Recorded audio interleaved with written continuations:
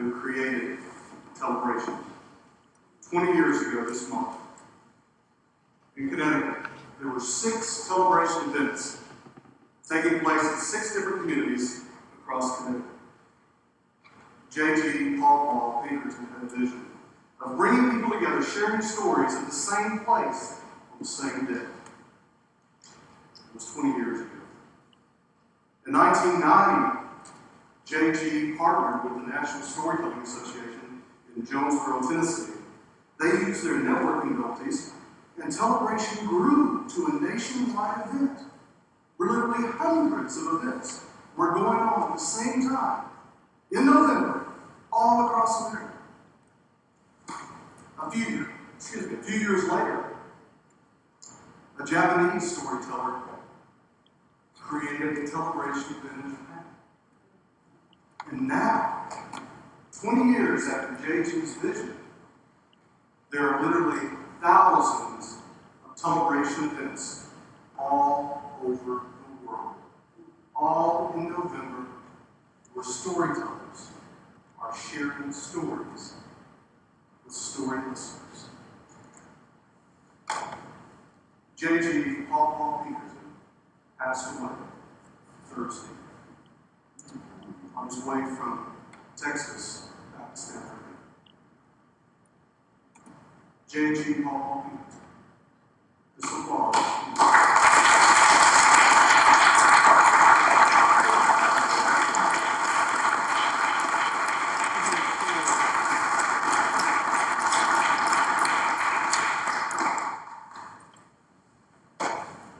I never really gave a whole lot of thought to my favorite teacher.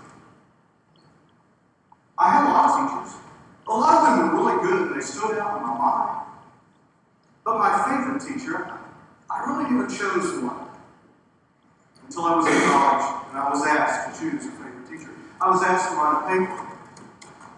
Who was your favorite teacher? Why do you feel that way? Suddenly I had to go back and think about all the teachers I've had in my lifetime. When I was in college, so I had a lot of teachers. I started with kindergarten. Now, in kindergarten in Tennessee, in 1965, you didn't have kindergarten schools. Kindergartens were in churches. And because Baptist churches were very common in the South, I went to kindergarten at Unaka Avenue Baptist Church. And my kindergarten teacher was Mrs. Hoover. I can't say that she was my favorite teacher. My favorite thing about kindergarten was my blue napkin. Required napkin. Sounds good, doesn't it? Oh, my napkin was that color of royal blue that boys really liked, and I loved that royal blue napkin. Have a name on the back of it, and when we were finished using it, I would stick it in a cubby, in a shelf. That was my favorite thing about kindergarten. Not my teacher. First grade rolled around. First grade. Let me think about my first grade teacher I taught. Her name was Mrs. Beasley. Now, in the 60s, you may remember the Mrs. Beasley dolls. They had the string that you pulled out of the neck and they would speak, really high tech. Now, she reminded me a lot of my grandmother. She had white hair. She was a good teacher. A lot of great memories, but she wasn't my favorite teacher. Then second grade rolled around. I remember my second grade teacher was Mrs. Rowe. I don't remember a whole lot about second grade. I think I used a lot of sugar. Third grade. I remember third grade. Third grade, my third grade teacher, Miss King. We called her King Kong. 6'5". Thick glasses, and you never could really tell if she was looking at you or not. I mean, she could be looking at the person beside you or the other side of you. So when she asked me a question, everybody in the front row answered. She wasn't my favorite teacher. She was a good teacher. My fourth grade teacher, my fourth grade teacher, I grew up a little bit between third and fourth grade. My fourth grade teacher was Miss Reynolds. She was the youngest teacher that I've ever seen in my life. Fresh out of college, blonde hair, beautiful teacher. I did everything Miss Reynolds asked me to do. Yes, Miss Reynolds. I listened to everything she said, didn't hear a word. I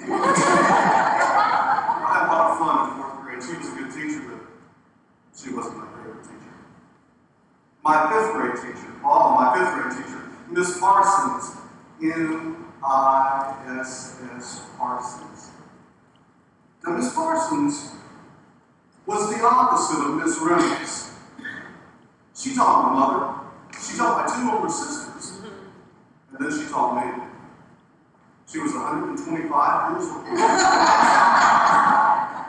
Now, I went to elementary school at Henry Johnson Elementary, back in Johnson City, Tennessee, near Jonesboro. It was a big two-story brick building with 8-foot windows and no air conditioning. You see, it didn't get hot in the 60s in the South. Because it got so hot, Miss Parsons would sometimes wear sleeveless dresses to school.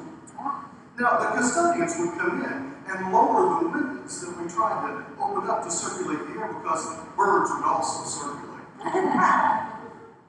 That made it even more hard in school. And Miss Parsons wore those sleeveless dresses every day, even in the wintertime, because the radiators would sometimes not turn off. I remember Miss Parsons sitting down in front of the classroom, giving us our assignment. And because it was so hot, and because she was so old, Miss Parsons would sit there while we were working. And because it was so hot, and because she was so old, she would sometimes begin to fall asleep. And as she fell asleep, she would lean to one side. Funny thing happened to Miss Parsons leaning to one side in that sleeveless dress. The strap of her bra was falling out. And to a 5th grade boy sitting on the back row, who'd never seen anybody else's underwear but his own, that was hilarious! And I would laugh on top of my lungs, and everybody would laugh with me. Oh, it was so funny to see Miss Parsons' bra strap down her arm. She had taught for a long time. She was a pretty good teacher. She wouldn't even wake up. She would close one eye. Then we had to stay after school. Back then, they didn't have detention hall. You didn't have to write your name on a board. You didn't have to clean erasers. You had to listen to Miss Parsons tell stories. Now, they weren't funny stories. They weren't scary stories. They were stories of something called respect. She told stories of how we should always respect one another, how we should never make fun of people when things happen that they can't help, and how we should never, ever, ever laugh at our elders. It dawned on me right then and there. When I was remembering Miss Parsons, she helped to create the man I am today because I respect you. I'm not going to make fun of you when things happen that you can't help. And I certainly don't laugh at my elders. Miss Parsons, through her stories, taught me life's lessons that helped me become the man I am today. She was my favorite teacher. I wrote the paper. Miss Parsons was my favorite teacher, and why? And when I got home that afternoon, I began to wonder about Miss Parsons. My gosh, this was college. That was 5th grade. I looked her up in the phone book, and sure enough, there she was. M-I-S-S. I decided to go pay her a visit. I got her address, and on the way, I stopped at a little store and bought her one of those apples. You know the kind. You see them in the classroom. They could be made of plastic, wood. This one said, my favorite teacher. I had a printed box, wrapped it up, put a bow on it, her name.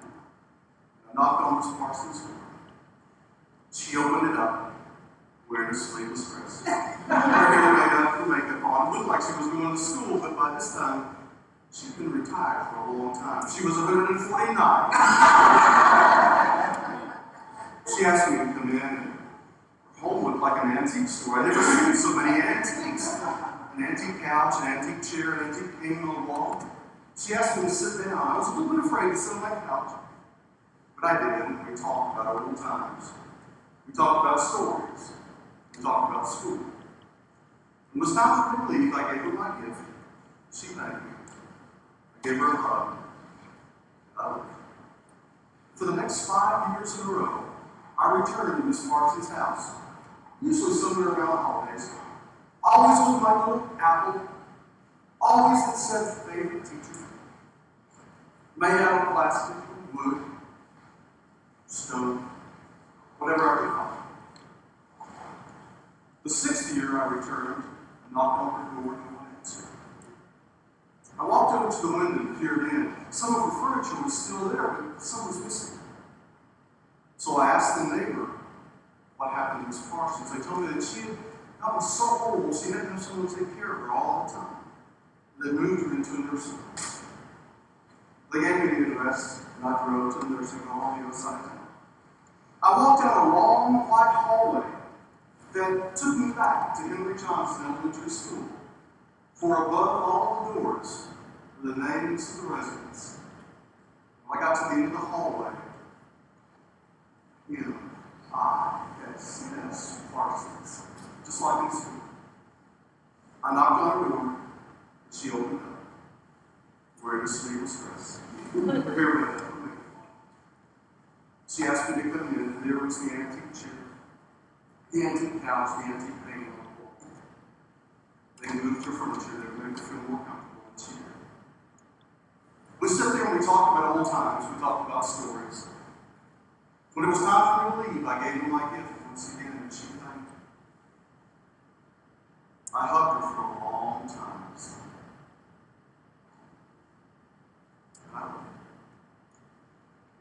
When I came back the following year, they told me the news because Miss Parsons had died while I was on the road with someone telling me stories.